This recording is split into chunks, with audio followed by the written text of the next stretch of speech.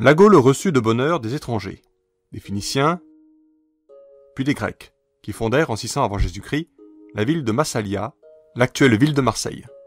L'écriture fut apportée aux Gaulois par ces peuples plus instruits. Les Gaulois, du reste, se répandirent eux aussi dans les autres pays, dans la vallée du Danube et principalement en Italie.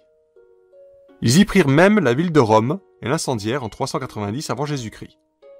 Longtemps, ils demeurèrent la terreur du peuple romain.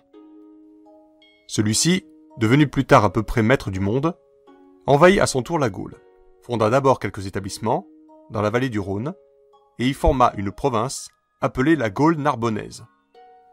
Cette province et l'Italie furent menacées par une invasion redoutable des Cimbres et des Teutons, mais Marius détruisit une grande armée de ces barbares à Aix en 102 avant Jésus-Christ et sauva du même coup la Gaule et l'Italie.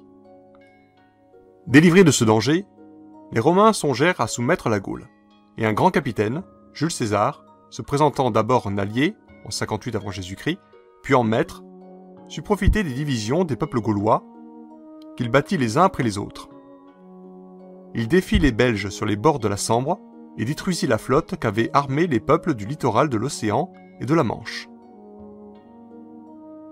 La révolte d'Ambiorix, en 54 avant Jésus-Christ, ne tarda pas à démontrer à César que la Gaule n'était point si aisée à soumettre.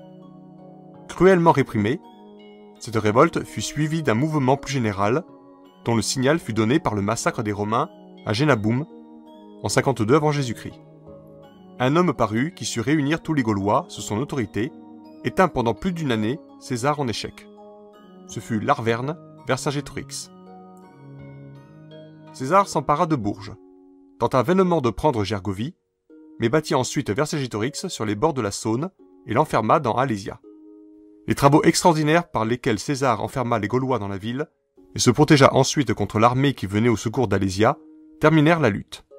Les Gaulois vinrent se briser contre les retranchements de César.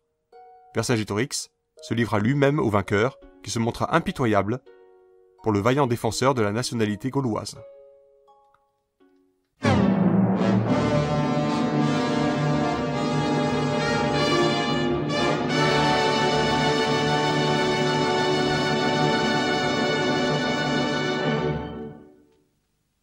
Si vous aussi vous avez apprécié cette vidéo et si vous pensez comme ce passionné, sono Lorenzo di Medici et approvo questo video. Je vous invite à laisser votre avis, liker la vidéo, vous abonner à la chaîne et pourquoi pas partager cette vidéo.